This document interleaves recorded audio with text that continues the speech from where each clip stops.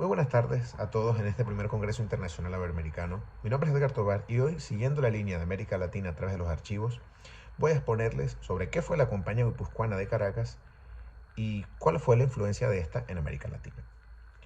Simplemente comentarles una breve contextualización sobre por qué surge esta compañía y cuáles fueron los motivos históricos de la creación de la misma.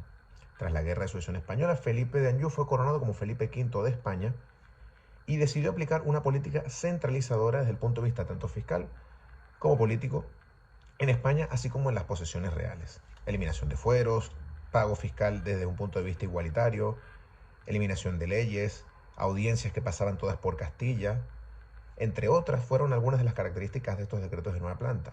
Pero si lo trasladamos al continente americano, se produce una serie de cambios. Se elimina la encomienda, se empiezan a aplicar las sociedades por acciones que ya tenían cierto recorrido desde el siglo XVII en las provincias unidas de Holanda y Gran Bretaña, y sobre todo se cambian los componentes de la casa de contratación que se pasa de Sevilla a Cádiz. Estos aspectos son fundamentales para comprender qué es lo que ocurre en la América hispana tras la Guerra de Sucesión Española.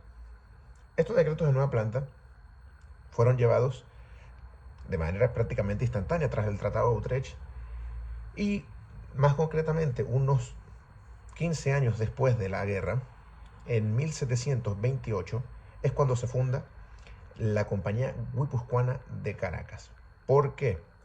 Para esta época, digamos que había un enorme problema en piratería y contrabando de materias mercantes por parte de neerlandeses y británicos, principalmente el tabaco, ron y otro tipo de materiales. Sin embargo, iba en detrimento completamente de la economía hispánica, que no solamente tenía que soportar los ataques de los enemigos de la corona, como lo consideraban ellos, sino que a su vez también tenían pérdidas desde el punto de vista económico, puesto que no se compraba a los productos tasados por la monarquía, sino que se compraban mediante el contrabando. El motivo principal por el cual Felipe V decide crear esta compañía es sencillamente para tasar los precios y que se llevase un control más exhaustivo de una zona que tenía demasiado contacto con barcos, como era la provincia de Venezuela, lo que aproximadamente hoy vendría a ocupar el centro del país sudamericano. Es verdad que existían las provincias de Maracaibo, de Cumaná, de Barinas, entre otras, pero principalmente esta compañía solamente se aplicaba en la provincia de Venezuela. A su vez, existe otro componente que no puede ser ignorado, que es la gran capacidad de movimiento que tenía la misma. Aproximadamente se estima que entre 100.000 y 150.000 toneladas de mercancías se movió a través de la Compañía Guipuzcoana de Caracas. Este nombre fue, digamos, sin ningún motivo aparente, sino porque él estaba regida por comerciantes vascos que tenían privilegio por encima de los demás territorios del reino. ¿Por qué? Porque los vascos habían apoyado a Felipe V durante la Guerra de Sucesión Española. A su vez, se buscaba, como he comentado con anterioridad, no solamente mejorar los ingresos desde el punto de vista fiscal, sino eliminar todo tipo de contrabando y de piratería y, sobre todo, controlar la materia prima principal que se comerciaba entre España directamente y la provincia de Venezuela, que era el cacao. Es verdad que en el resto de territorios, no países, territorios que poseía la corona, destacaba principalmente la extracción de materiales preciados, como era el caso de las minas de San Luis de Potosí o de Zacatecas en la extracción de plata. Sin embargo, en otras zonas del reino había extracción de materia prima que era transformada posteriormente en la metrópolis. En el caso de la provincia de Venezuela, pues era el cacao. Entonces, esta actuación, ¿qué supuso? Esta creación de esta empresa con el fin de mejorar el ingreso y evitar el contrabando. En primer lugar, anuló por completo el contrabando por británicos y neerlandeses.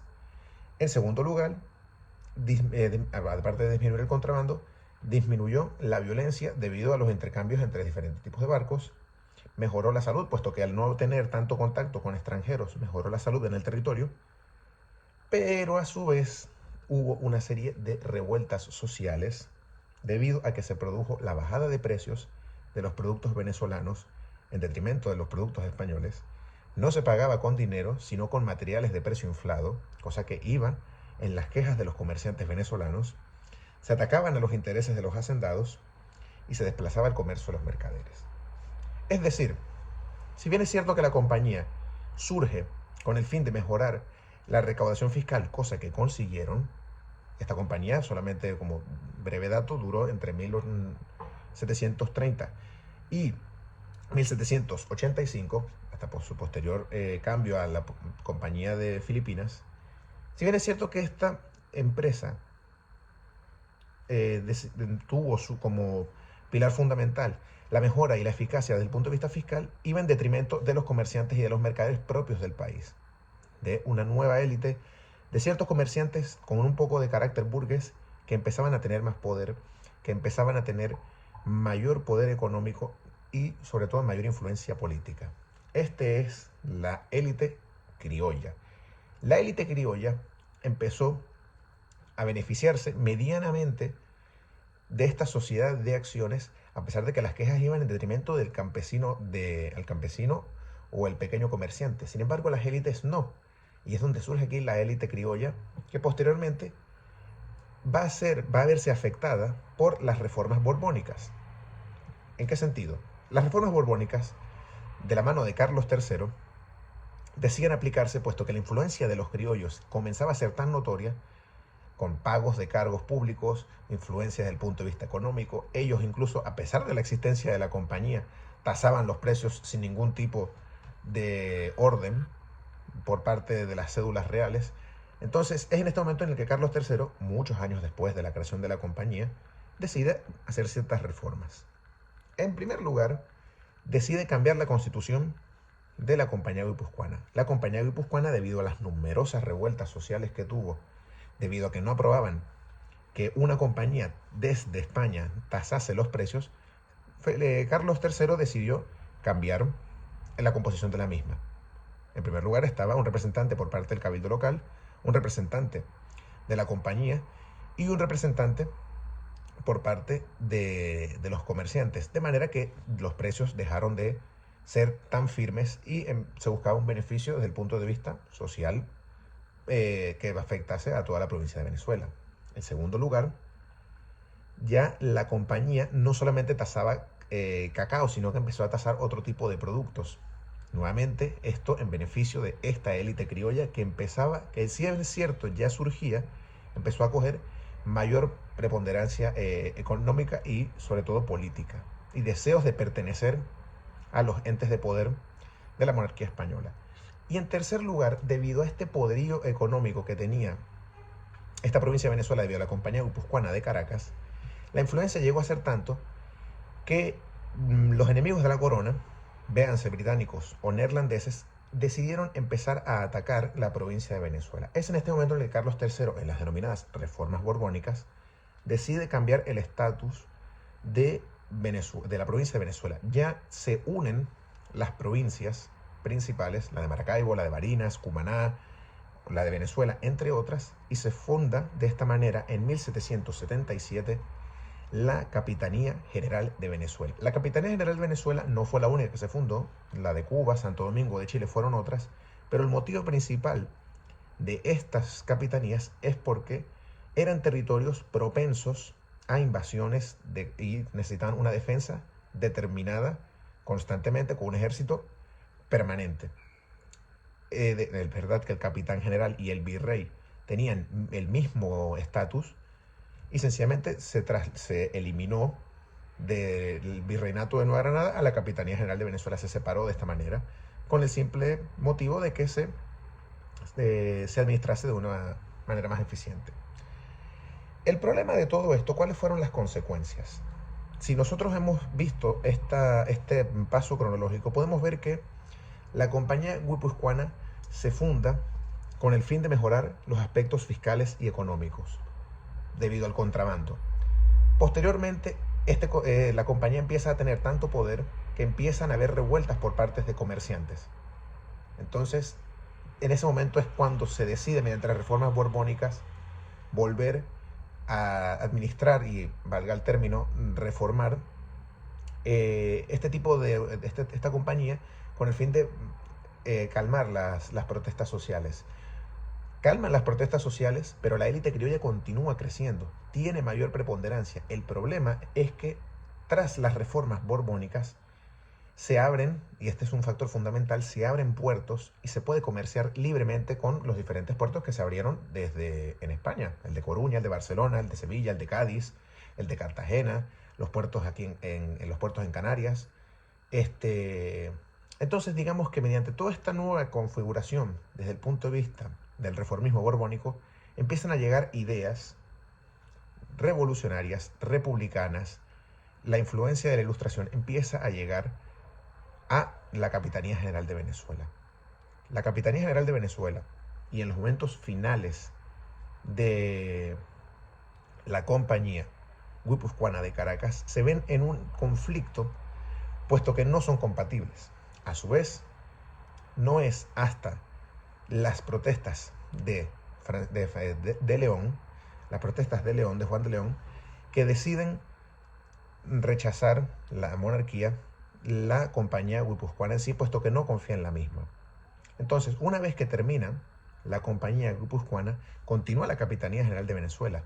Por tanto, podemos ver que la compañía guipuzcoana, que surge simplemente por una mejora para recaudar de manera más eficiente, provocó que la provincia de Venezuela llegase a un superávit económico que derivó y que provocó la creación de la Capitanía General de Venezuela, y a su vez esta misma Capitanía General de Venezuela culminó con la eliminación de la propia compañía guipuzcoana. Este proceso cíclico tiene su punto más álgido cuando las élites criollas deciden y consideran participar en la política hispánica. Esto no sucede así.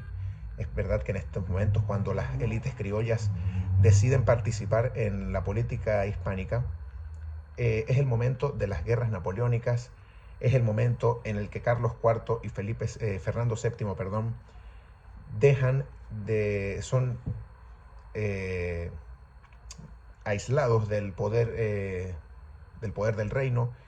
Entonces es un momento de conflicto, es un momento en el que la élite criolla decide obtener el poder, pero sencillamente no desde el punto de vista independentista de España, sino de lo que está ocurriendo en España desde el punto de vista napoleónico.